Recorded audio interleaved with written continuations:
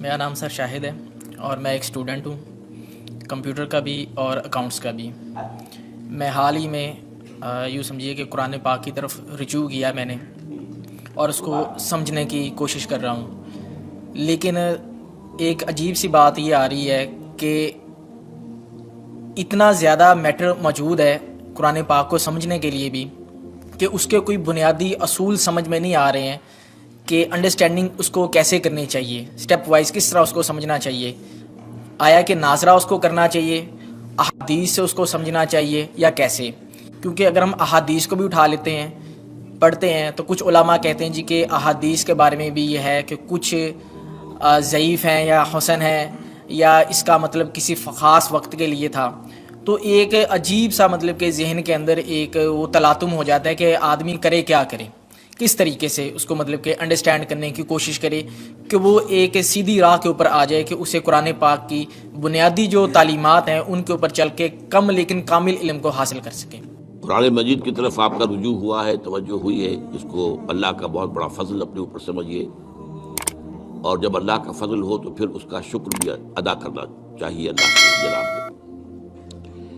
میں آپ سے ایک عجیب بات کہہ رہا ہوں، شاید آپ کو بہت وہ نئی سی لگے گی۔ قرآن کو ایسے پڑھیے جیسے بدو پڑھتے تھے۔ بدو نہ فلسفی تھے، نہ منطقی تھے، نہ سائنسدان تھے، نہ ابھی حدیثیں ان کے پاس تھی،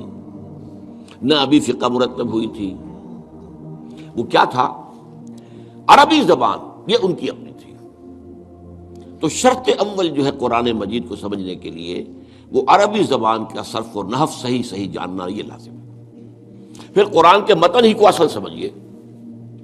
البتہ یہ ہے کہ اس کو آپ سمجھیں کہ یہ پہلا مرحلہ ہے قرآن پر غور کا، قرآن پر فکر کا، قرآن پر سوچ کا۔ اس کے بعد اگلے مراحل بھی آئیں گے۔ اسی قرآن سے پھر قوانین جو ہے واقف ہونے ہیں۔ اچھا، اس میں بعض سے واقعات ایسے ہیں کہ جو تو ایک تاریخی حیثیت رکھتے ہیں، اب ان میں اس واقعے کے ضمن میں تفصیل میں کہیں کوئی اختلاف ہو گیا تو کوئی حرج واقع نہیں ہوتا۔ ابھی میں مثال دیا کرتا ہوں کہ میں چند جملے ابھی آپ کے سامنے یہاں ادا کروں اور پھر 10 منٹ کے بعد پوچھا جائے آپ سے تو ہر شخص جو ہے اس کو کہے گا، وہ جواب جو میرا دے گا وہ مختلف ہوگا، اس میں اس کی اپنی بات بھی شامل ہو جائے گی، اور سوچ میری بات سنتے ہوئے بھی جو اس کا سبجیکٹو مائنڈ ہے وہ اس کے اندر اس وقت حاضر ہوگا، وہ اس سے اس کوئی نہ کوئی نتیجہ از خود اپنی اس سبجیکٹو مائنڈ کے حوالے سے حاصل کرے گا، وہ بیان کرے گا۔ تو ان چیزوں میں احادیث میں اگر کوئی اختلاف بھی ہو جائے تو اس میں پریشان ہونے کی ضرورت نہیں۔ ابھی ہمارے ہاں یہ جمعے کے اجتماعات میں حدیث جبرائیل جو ام السنہ کہلاتی ہے، جیسے سورہ فاتحہ ام القرآن ہے، ایسے حدیث جبرائیل ام السنہ ہے، سنت کی جڑ اور ماں۔ اب اس کی جو روایات آئی ہیں اس میں مختلف اختلاف ہے، الفاظ کا اختلاف ہے، ایسنس ایک ہے، مفہوم ایک ہے، الفاظ میں بڑا فرق ہے، تفاصیل کا فرق ہے۔ تو اس حوالے سے اس میں گھبرانے کی ضرورت نہیں ہے۔ پھر یہ کہ فقہی معاملات کے اندر اختلافات ہو گئے، وہ بھی نیچرل ہیں۔ آپ کو معلوم ہے کہ ایک ہی مقدمہ ہوتا ہے، 8 جج بیٹھے ہوئے ہیں ایک بینچ پر، 5 کا فیصلہ ایک ہے، 3 کا ایک ہے، اور بھی تقسیم ہو سکتی ہے۔ قانون وہی، اور یہ میں بات کر رہا ہوں سپریم کورٹ کی یا ہائی کورٹ کی، وہاں پہ تو ظاہر بات ہے وہ نئے بیانات نہیں لیے جاتے، وہ جو بھی فائل ہے وہ تو بہت پہلے سے تیار ہو چکی ہے، اس کے اوپر بحث ہوتی ہے، صرف اسی سے اخذ کیا جاتا ہے، متن ان کا وہی رہتا ہے، اس کے اندر تبدیلی نہیں ہو سکتی، اس موقع پر کوئی نئی گواہی نہیں آتی۔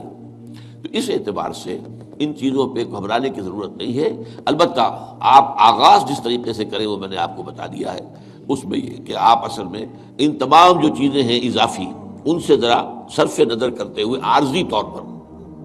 پہلے قرآن کو ایسے پڑھیے جیسے بدو پڑھتا تھا۔ اور وہی بات تھی کہ بدو پھر جس طریقے سے موٹیویٹ ہوا ہے،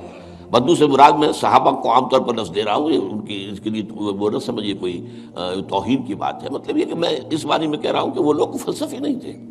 کوئی پڑھے لکھے لوگ نہیں تھے، بلکہ امت کا نام ہی ہے یہ جو ہے امیین، ان پڑھ لوگ، ان پڑھ، ان لیٹرڈ ون، حضور کی شان بھی یہی ہے، امی ہے۔ تو انہوں نے قرآن کو جس طور سے سمجھا ہے وہ ہے بہترین طریقہ قرآن کو سمجھنے کا، اور اسی سے پھر وہ صحیح موٹیویشن ہوتی ہے کہ انہوں نے تن من دھن سب لگا دیا اللہ کے دین کے لیے، اور اللہ کے دین کو غالب کر دیا۔ بحثوں میں پڑھ کر اور وہ جو باریکیوں میں پڑھ کر اور بال کی کھال اتار کر اور منطقی طور پر تجزیہ کر کے اور فلاں احادیث کے تقابل کے اس میں پڑھ کر علم کا تو اضافہ ہوگا، لیکن وہ انسپریشن اور موٹیویشن جو ہے وہ اس کے اندر نہیں رہے گی۔